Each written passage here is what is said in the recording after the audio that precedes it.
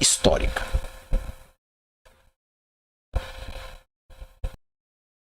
Alguns recursos comuns importantes. Há muitos exemplos de recursos comuns. Em quase todos os casos, há o mesmo problema que acontece na tragédia dos comuns. Os tomadores de decisão privada usam em excesso o recurso comum. Os governos, com frequência, regulamentam o comportamento ou impõem tarifas para atenuar o problema do uso excessivo. Primeiro exemplo, ar e água puros. Como discutimos no capítulo 10, os mercados não protegem adequadamente o meio ambiente. E isso aí, por exemplo, o aquecimento global é uma prova de que, na verdade, os recursos naturais eles são explorados ao máximo possível. A poluição é uma externalidade negativa que pode ser remediada com regulamentos ou com impostos corretivos sobre as medidas poluidoras. Essa falha de mercado pode ser considerada um exemplo do problema dos recursos comuns. Ar puro e água limpa são recursos comuns como os pastos abertos e a poluição excessiva é como a pastagem excessiva. A degradação do meio ambiente é uma versão moderna da tragédia dos comuns. Então veja que esse problema de recursos naturais é um problema histórico quando a gente trata das questões relativas, portanto, a bens, a recursos que são comuns, que são públicos. Vias congestionadas. As vias podem ser bens públicos ou recursos comuns. Se uma via não está congestionada, o uso dela por alguém não afeta as demais pessoas. Nesse caso, o uso não é rival e a via é um bem público. Mas se a via está congestionada, então seu uso resulta em uma externalidade negativa, ou seja, traz um efeito negativo para quem precisa usar aquela determinada via, né? Rodovia, estrada.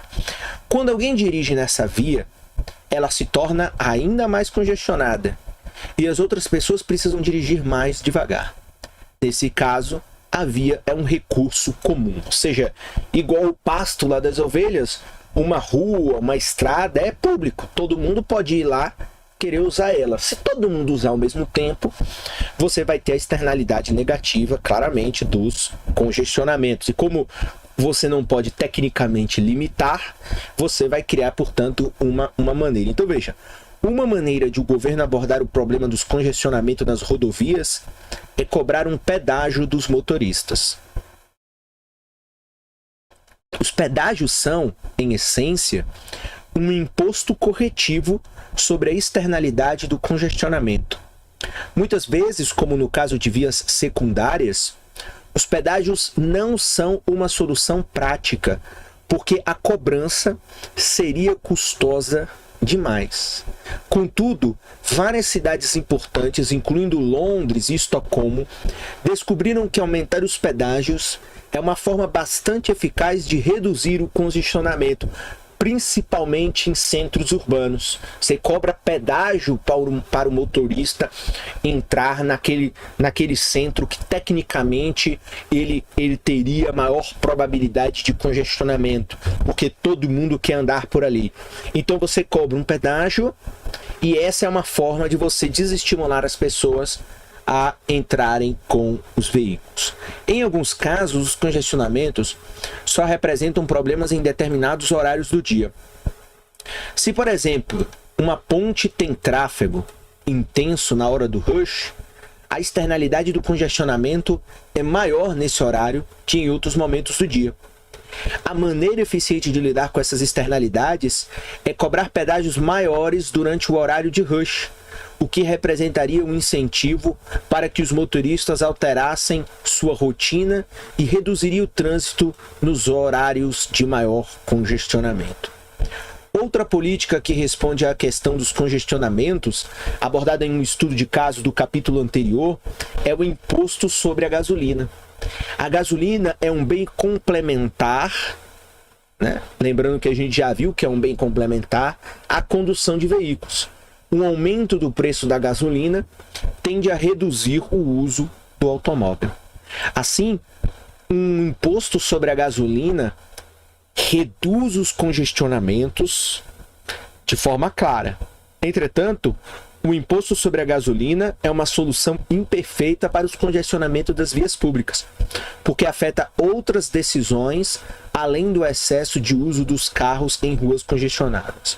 Por exemplo, o imposto desencoraja que se dirija em vias não congestionadas, ainda que nelas não haja a externalidade do congestionamento. Então aí o imposto claramente sobre a gasolina, ela tem efeitos muito maiores do que um simples pedágio na rodovia ou um chamado pedágio urbano. Menkyu coloca agora essa notícia em defesa dos pedágios nas rodovias. Muitos economistas defendem a ideia de que os motoristas devem pagar mais pelo uso das rodovias. Eis o porquê. Por que você irá amar pagar pelas estradas que são gratuitas? Então veja, por que você irá amar pagar pelas estradas que são gratuitas? Por Erica A. Morris. Para acabar com o flagelo do congestionamento do tráfego, Júlio César baniu a maioria das carroças nas ruas de Roma durante o dia. Não funcionou. Os engarrafamentos foram transferidos para o anoitecer. 2000 anos depois, colocamos um homem na lua e desenvolvemos roupas infinitamente mais práticas do que a toga, mas parece que não estamos mais perto de resolver o problema dos congestionamentos. Se você mora em uma cidade, especialmente em uma grande, provavelmente não precisa ser convencido de que o congestionamento, além de frustrante, é um desperdício de tempo e dinheiro. De acordo com o Instituto de Transportes do Texas, a média que um passageiro urbano norte-americano perdeu no trânsito em 2005 foi de 38 horas, quase uma semana inteira de trabalho. E isso está piorando. Em 1982, os passageiros urbanos tiveram apenas 14 horas de atraso. Os norte-americanos querem ação, mas infelizmente não há grandes ideias sobre o que essa ação possa ser. Com um excelente livro de Anthony Downs, Ainda Preso no Trânsito, enfrentando o congestionamento crônico no horário de pico, mostra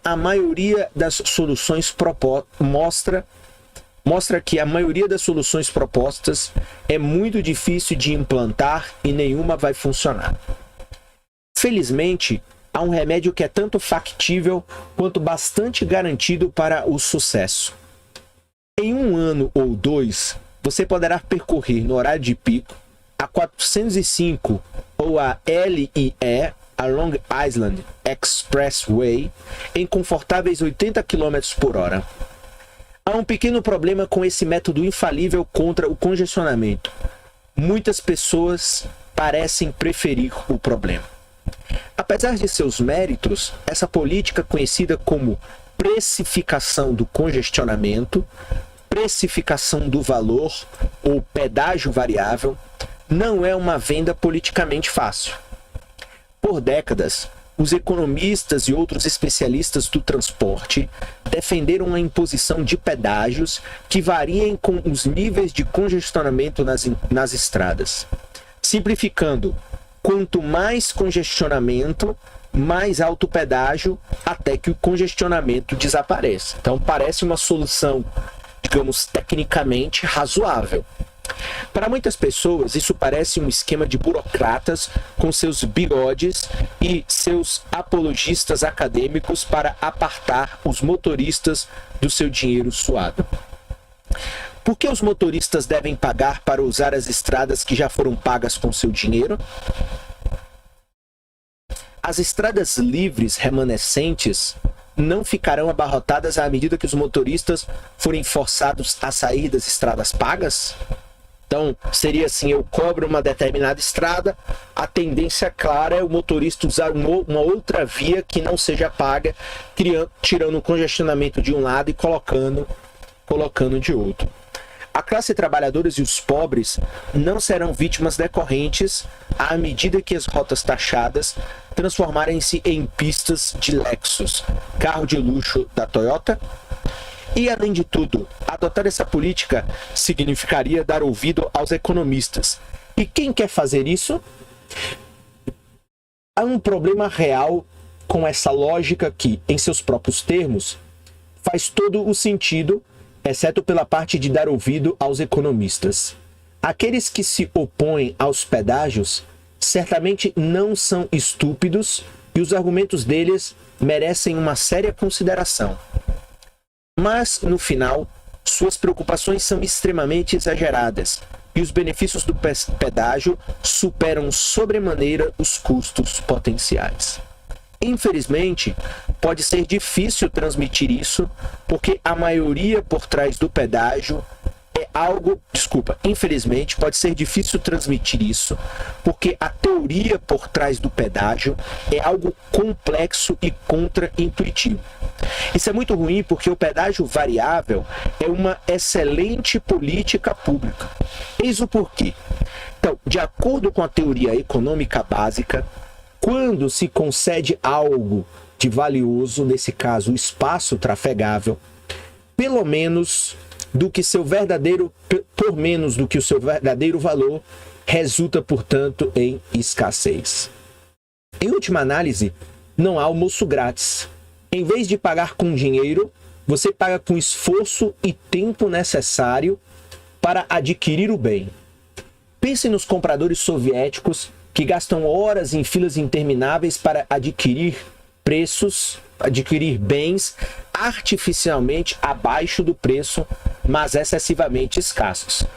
Agora pense nos norte-americanos que podem realizar quase todas as fantasias consumistas rapidamente, porém com o devido custo econômico.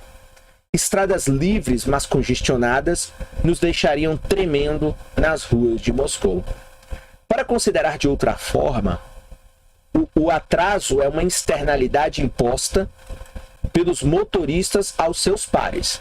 Então, toda vez que eu uso uma estrada e causo também engarrafamento, eu estou causando uma externalidade negativa para os outros motoristas. Ao dirigirem uma estrada movimentada e contribuírem para o congestionamento, os motoristas diminuem a velocidade dos outros, embora eles nunca tenham de pagar por isso, pelo menos não diretamente. Ao final, é claro, todos pagam porque à medida que impomos o congestionamento aos demais, estes fazem o mesmo conosco. Isso se degenera em um jogo no qual ninguém ganha. Os mercados funcionam melhor quando suas externalidades são internalizadas. Isto é, você paga pelo incômodo que causa aos outros.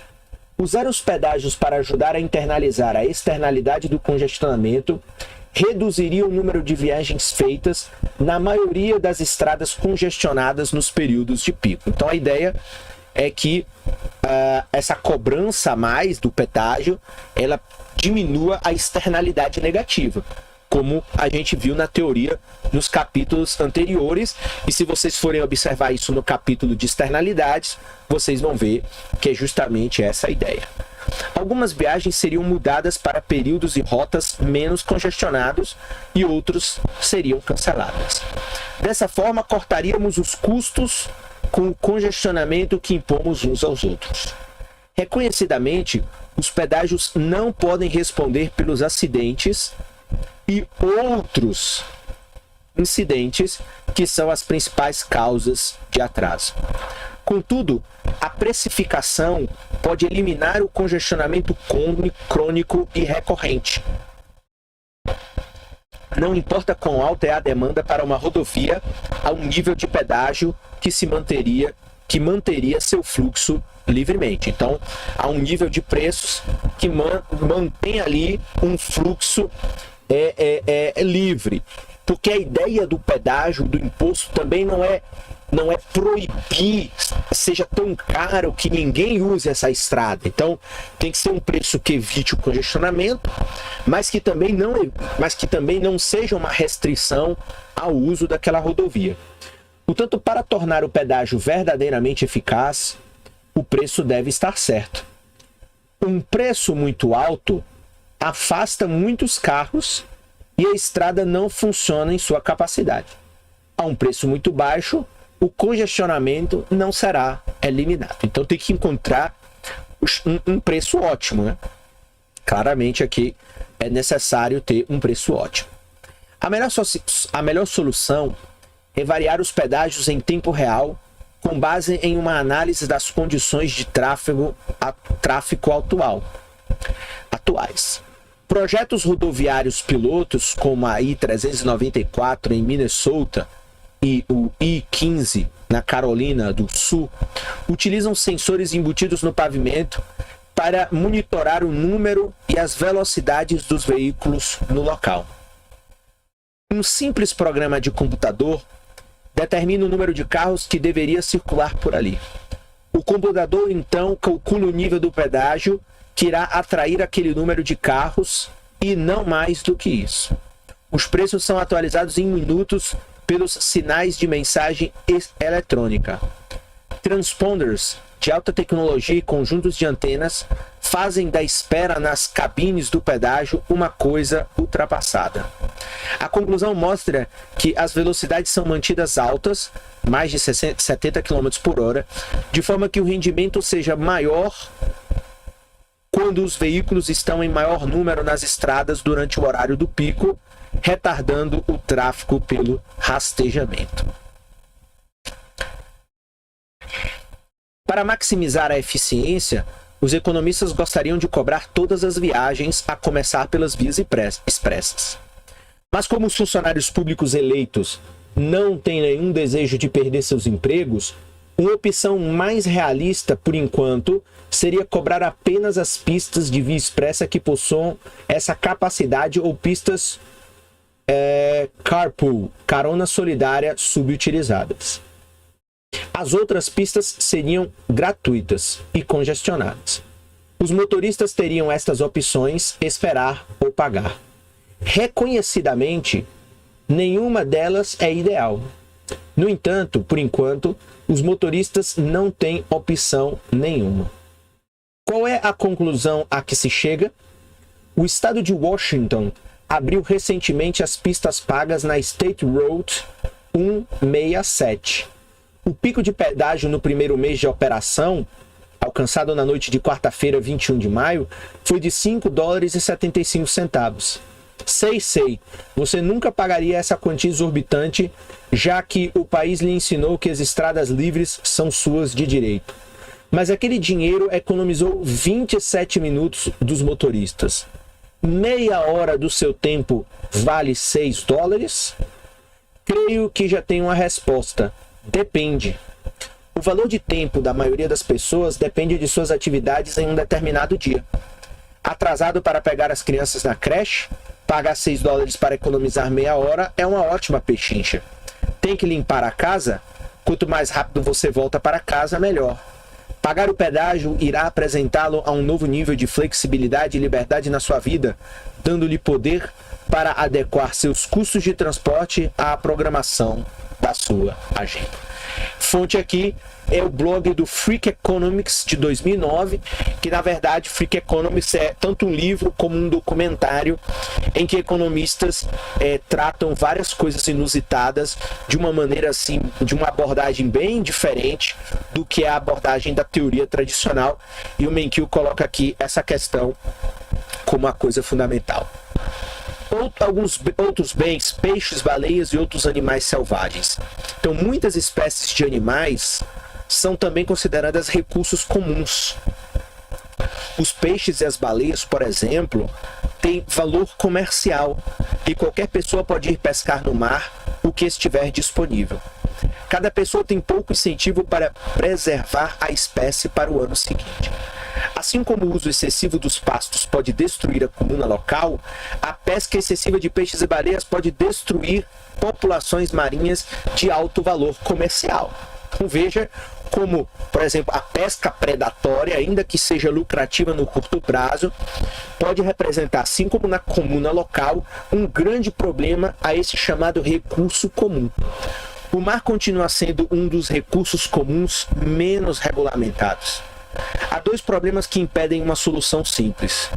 Em primeiro lugar, muitos países têm saída para o mar, de modo que qualquer solução exigiria cooperação internacional entre países com valores diferentes. Em segundo lugar, por causa da vastidão dos oceanos, fazer qualquer acordo ser cumprido seria difícil. Como resultado, os direitos de pesca são uma fonte de tensão internacional entre países normalmente amigos.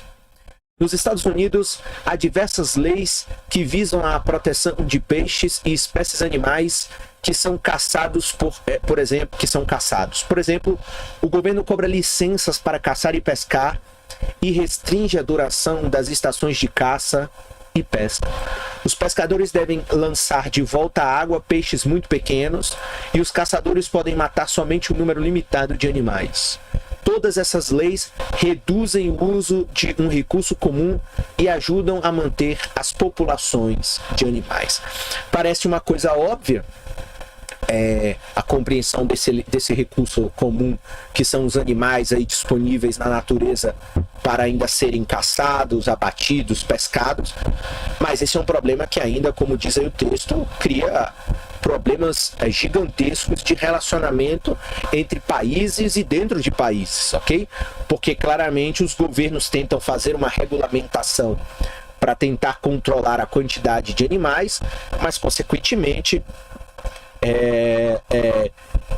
fazer este controle representa no curto prazo reduzir o lucro. Então, se por exemplo eu limitar o número de animais caçados ou os quilos dos peixes pescados, eu estou travando o rendimento do pescador e do caçador.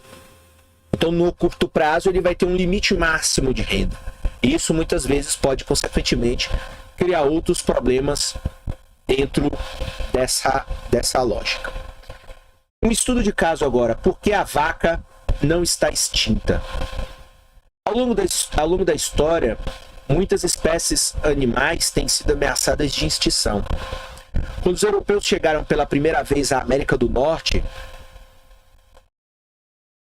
mais de 60 milhões de búfalos perambulavam pelo continente. No entanto, a caça ao búfalo era tão popular durante o século XIX que por volta de 1900 a população havia caído para 400 animais antes que o governo decidisse entrar em ação para proteger a espécie. Hoje, em alguns países africanos, os elefantes enfrentam um desafio semelhante porque caçadores matam os animais para extrair suas presas de marfim. Entretanto, nem todos os animais com valor comercial estão ameaçados. A vaca, por exemplo, é uma fonte valiosa de alimento, mas ninguém teme que ela logo seja extinta.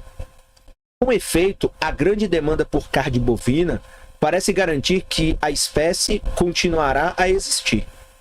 Por que o valor comercial do marfim é uma ameaça para os elefantes, ao passo que o valor comercial da carne protege as vacas? Essa aqui é uma pergunta interessante, né?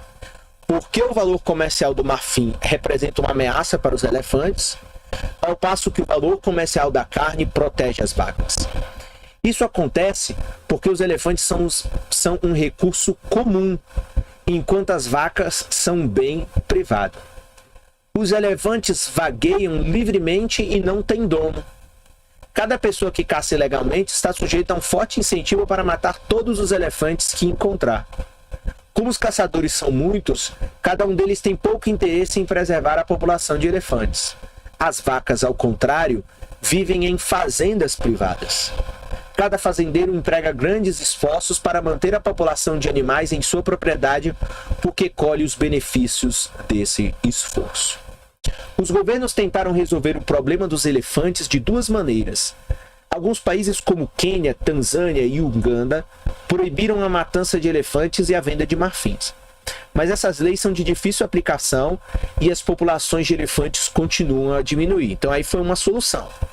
Já outros países como Botsuana, Malawi, Namíbia e Zimbábue transformaram os elefantes em bens privados, autorizando as pessoas a matá-los desde que estivessem dentro das propriedades privadas.